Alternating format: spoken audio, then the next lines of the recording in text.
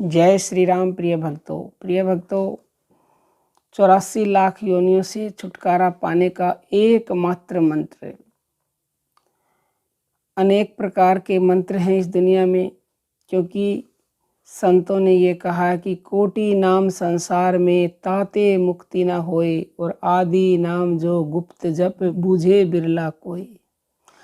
जितने भी अनेक कोटि मंत्र हैं उन सब से आपको मुक्ति नहीं मिल सकती, लेकिन एक ऐसा मंत्र है, ऐसा नाम है जिसको गुप्त कहा गया है और उसको कोई बिरला ही बूझता है। अगर कोई उसे बूझे और बूझने के बाद उसका अभ्यास करेगा तो उसे जन्म मरण से यानी कि 84 लाख योनि से छुटकारा मिलेगा और उसे मुक्ति मिलेगी। अजपा जप की महिमा अपार है, अनंत है। सभी योगियों, सिद्धों, साधकों और संत महात्माओं का अनुभव है कि अजपा जप मानसिक जप से 1000 गुना अधिक फल देने वाला है।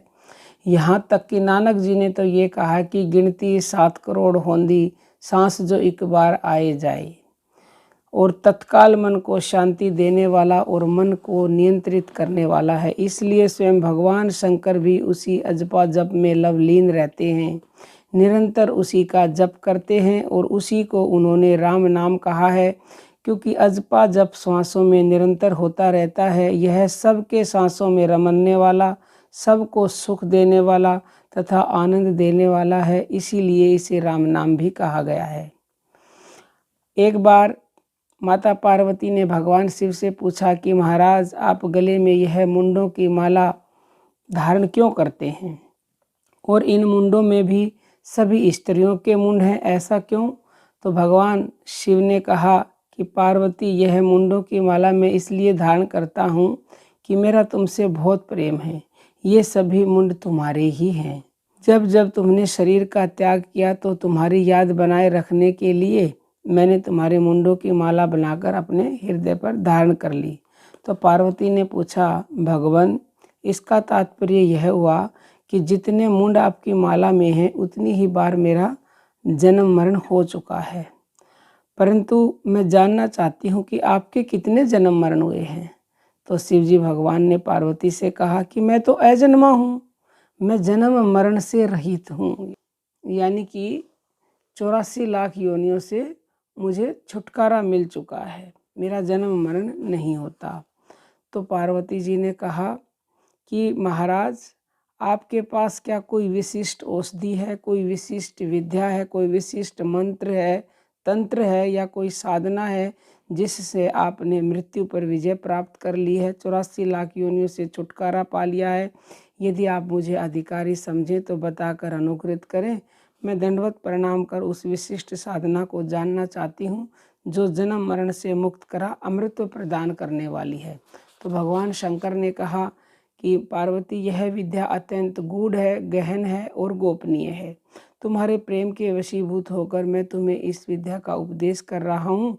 इसे किसी अनाधिकारी या अशिष्य को नहीं बताया जाता, परंतु तुम्हारी श्रद्धा भावना को देखकर मैं तुम्हें इसका भेद बता रहा हूँ कि वह विद्या है अजपा गायत्री।